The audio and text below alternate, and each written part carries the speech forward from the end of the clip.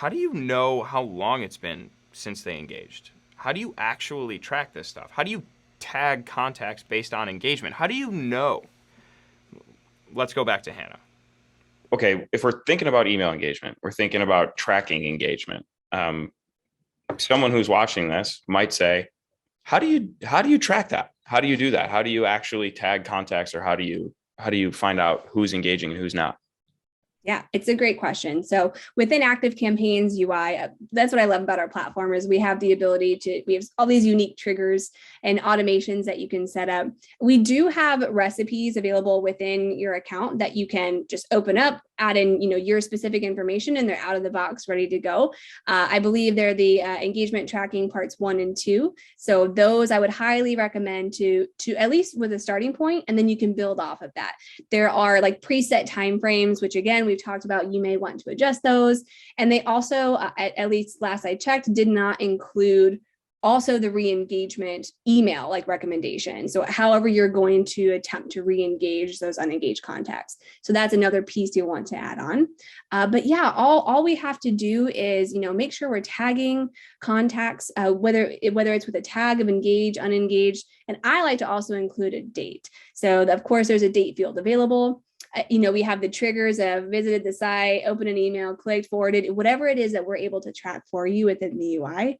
That trigger then updates a date field or adds a tag or both, however you want to do it. And that way, exactly when this contact last engaged with you in any, various way. I also love including transactional data. If you have it, last purchase, anything that we can then point to. Well, but they're into us, right? We have a thing. So let's keep track of it. And of course, like I said, open up those recipes for the part 1 and part 2 engagement tagging and start there.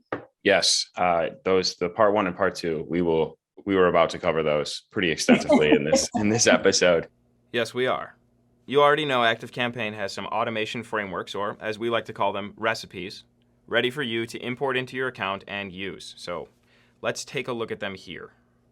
First up, engagement tagging part 1. Now, you might be looking at this and scratching your head a little bit. What's going on here? How does this automation start? There's no start trigger. This defies logic. Let me break it down for you. 1, you're right.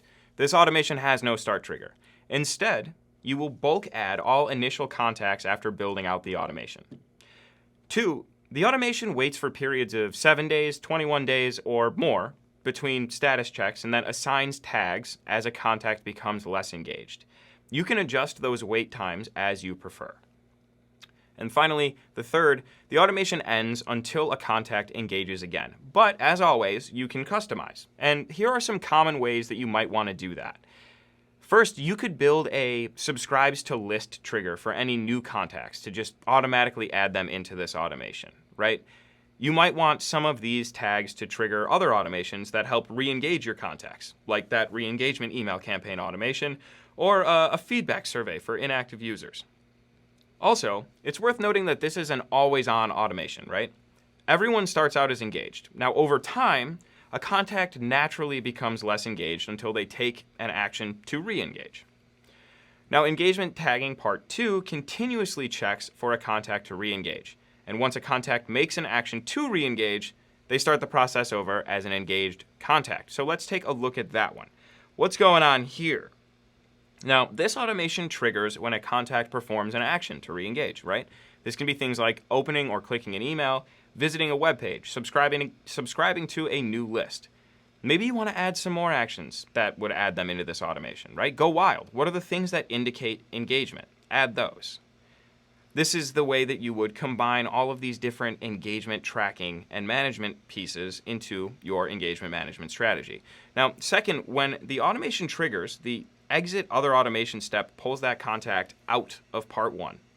And then 3, enter other automation, that restarts the contact at the beginning of part 1, which retags them as engaged and removes any of the disengaged tags. Now, the condition needs to be set for part 1 engagement tagging automation recipe. So be sure to do that when you're setting this up. And then finally, this automation ends. So boom, with these 2 automations set up and implemented, you'll have automations that are always on, always monitoring your contact lists for engagement actions. and always tagging them with the current level of engagement.